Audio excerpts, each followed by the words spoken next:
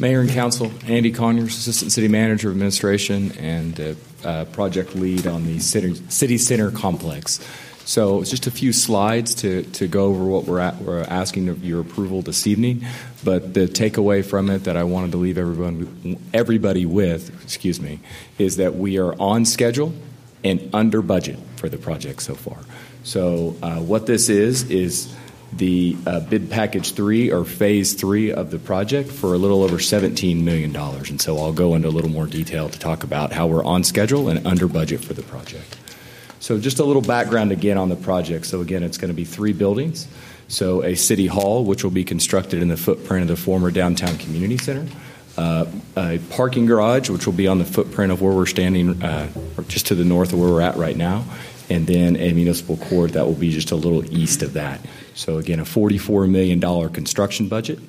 And the a little over $17 million that's being asked for approval this evening is within the project budget. So within the $44 million project budget. I know it says increase on the agenda because that's an increase of where we previously were when the 2 demo contracts were awarded. So within the budget. So again, this project is being bid and constructed in 5 phases.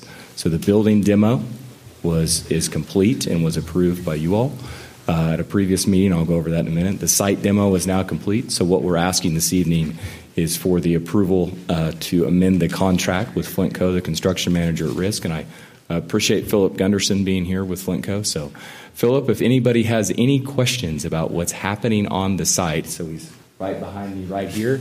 This is your guy, and he's probably going to have words with me after the meeting, but Flintco will be on site as they have been since this project started until it's completed, March of 2025. There's a construction trailer right over there. They've been great about meeting with anyone and everyone that has questions, including Russell Doherty.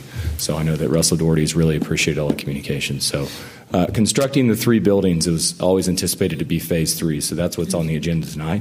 Following this will be bid package or phase 4, which will be the architectural finishing of the 3 buildings, so making it pretty, and the landscaping, and then finally equipping it so people can actually work and have council meetings within that space. So just a little more background as I hit this thing really hard and it doesn't work. There we go. Okay, so bid package 1, again, was the building demo, and that was approved by this council on July 24th of this year. It was a little under $7 million, and the estimate that was set for that phase of the project, it was about $189,000 below. Bid package 2, which was the site demo, and again, the pre-approved fees with Flintco for their services to oversee the project, was for a little over $41,000. And it was roughly $58,000 below the estimate. This evening's bid package is bid package 3, which again is constructing the buildings, asking for approval this evening, and for $17,233,788. Yeah, there you go. $68,000 above the estimate. So it's taken a lot of work to get us to this point, and lots of work between city staff, Flintco, the construction manager, as well as Reese, the architect. So as we're getting rolling estimates through design, to only miss that estimate by less than 1 percentage point, I think is really, really good. While it is over, I think in this bid climate, it's really, really exceptional to only miss it by $68,000 when you're talking a little over $17 million. So, and that overage is covered by the under in the phase correct. 1 and 2. Yes. So green is good, red is not so good, but not too much. And then overall, what I want to point you to when I say under budget, so $49,154 below the project construction budget so far.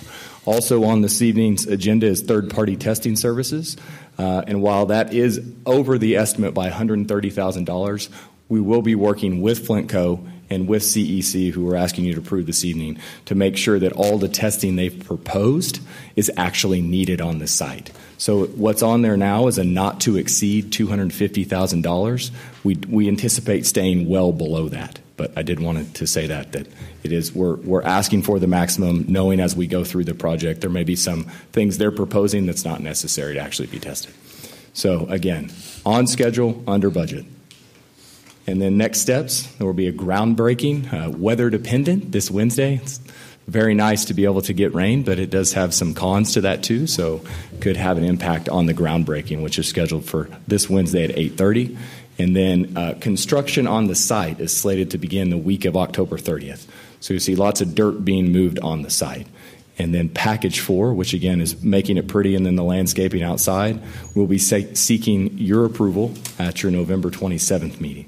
And then just as a reminder, the project will be completed in phases beginning in December 2024 through March of 2025. Be happy to answer any questions that the council has. Council, any questions?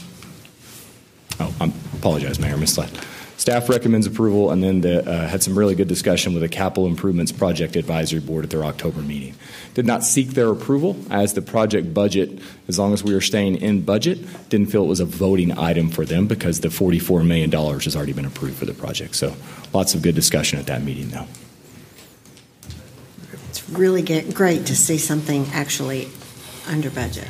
Yeah. Especially now. Yeah.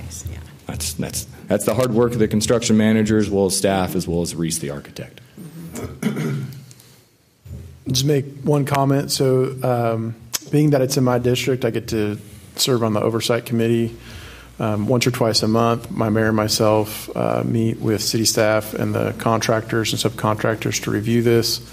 If I had a nickel for every time we said, you got to stay within budget, we'd have a lot of nickels. So I appreciate that it's done that, but that's a question that we always ask. The other thing is, we want this building to be something that can be utilized by our citizens. So if there's any kind of feedback around that, your Ward 1, you can always let me know. I'll highlight one example. So had a dad and a mom who have a family here in Edmond. Their son has some mental and mobility delays.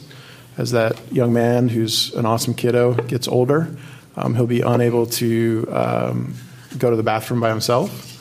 And as a mother or a father, you can think about where do you change that young man as he gets older? Well, eventually you outgrow your baby changing station and think if the only option that you had was the bathroom floor. The bathroom floor to me is no place I would ever want to place anyone that I love. And so they talk to us and about some of the challenges that citizens like them have and having to base their schedules around where bathrooms that have accessibility are and things. And so in asking the architect, since the request was made up front in the planning process, it was easy to be able to say we'll have a designated family bathroom that's accessible to the public that will include an appropriate sized adult changing table for our citizens as they grow older, can go to the bathroom in a dignified way or have that support. So again, as we build this building, if there's any feedback that you want to give, but appreciate city staff and working with me on that particular issue, is that something that we hope to be able to do at all of our new city builds and or rebuilds, is to look at how we can provide that dignity of being able to have our citizens go to the bathroom and have a location to do so.